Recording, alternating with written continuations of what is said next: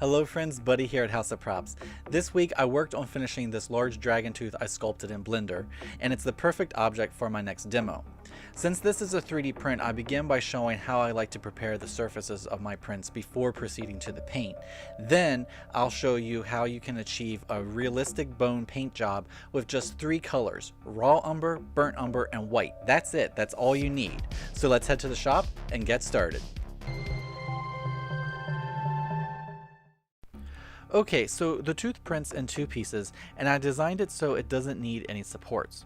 First off, I'm going to attach them together, and to do this I'm using 2 2-inch long pieces of 1/4 inch dowel. I'm also going to use 2 glues. The first is an E6000, and I squeeze this into the holes, and then press the dowels in. Next I use CA glue and apply a layer to the flat surface. E6000 is applied to the holes in the other piece, and the second can be slid onto the dowels. And I try to make the pieces align evenly. The reason for the 2 glues is E6000 will remain flexible once it dries and acts as a shock absorber, but it takes longer to dry. The CA glue can be cured instantly with a couple of drops of Zip Kicker, and this allows you to proceed without having to wait hours for the glues to dry. Once the glue is all cured, I'm going to remove the print lines by taking my hand sander and using it with a 120 grit pad. This will remove a lot of the visible print lines and even off any globs of CA glue that may have squeezed out of the seam. After that, I use a piece of 220 grit and even off the surface even more. I want the tooth to be really smooth, like it's been polished from excessive use. Since I don't want the seam to be visible, I'm going to fill it with some of this spot putty. I apply it thick because it does shrink slightly and cracks can form, or it can sink into the seams. If this happens, it's no big deal, more can just be applied on top. And you want to avoid getting this on your skin, which is why I'm using a palette knife. The nubby end of the tooth would be difficult to sand, so I'm smearing on the putty and rubbing it into the surface. This will help fill the layer lines, and notice that I'm using this with a latex glove. While I continue, I would really appreciate it if you would click the subscribe button if you haven't already. It's completely free to you and will help my channel grow. Also, don't forget to like, comment, or ask questions. Thank you. Once the putty is cured, it can be leveled off with the 220 grit. And just a word of warning, this does make a mess. Then I take a mixture of the putty with acetone and apply this to the entire surface. This will help fill in any unevenness that would go unnoticed until you start to paint. Once that's dry, I even it off with the 220. You'll notice how it's filling in some very fine lines that were left behind in the surface. Now, sanding the nubby end is difficult, and on some props there are areas that are very similar, so I take a Q-tip, dip it in acetone, and smooth the putty with that. Once all sanded and dusted, the tooth can get sprayed with this primer. This type fills in any uneven spots and is sandable, which you'll see why that's great in a minute, and since it's a primer, it's a great base to start painting on.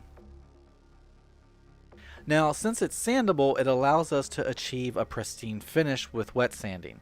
Here, I'm dipping some 400 grit into water and sanding the surface of the lower part of the tooth. This really polishes up the surface, making it silky smooth. Okay, we're all wet sanded and the tooth is dry, which is really important. You'll notice how some putty and paint show through. This is fine and it's to be expected. It just means that those areas were already smooth. So now the tooth can be based in a white, and I'm using the spray paint, but you could also use an acrylic. Once the white is dry, I thin some raw umber with water and apply a thick layer to the nubby end of the tooth. Then using a paper towel, I dab and wipe away a lot of the excess so that what is left behind is in the nooks and crannies of the sculpt. A similar process is done to the bottom part of the tooth, but here I'm wiping away following the length of the tooth. This will create some linear striations I want to use to accentuate the difference in surface texture. Next, I repeat the processes with a thinned burnt umber. Here I'm focusing primarily on the texture sculpted into the tooth. I want the recesses to really catch and hold onto the paint. Here the umbers are dry and you can see the variation happening. Now this next step is what takes it from this to looking like bone. What I do is take a tiny bit of burnt umber and mix it into a white acrylic, thin it with water and then brush it on. Then lightly wipe it away.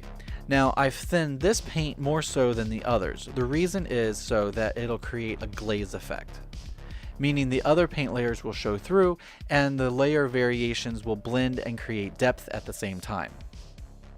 And like that, you've painted a realistic bone texture with only 3 colors. Now, depending on your personal project, you can always add more. For example, if I wanted the tooth to look like it's been exposed to the elements, I would add in some gray and even some greens to make it look like it's starting to decay and be consumed by mold. But here, you see the basics on which you can build. Well everyone, that's it for this project. I hope everything I said made sense, and feel free to ask any questions should you have any. I'll post a link to my tooth file so you can get your own to work with if you want. I hope you enjoyed this build. Please give it a thumbs up, share it with all your friends and families, subscribe if you haven't, and I'll see you next time. Have a great day. And remember, if you are building any of my builds or using any of my templates, feel free and tag me at House of Props on Instagram, Twitter, and TikTok, because I would really like to see your fantastic work. Thank you for watching, and I'll see you next time.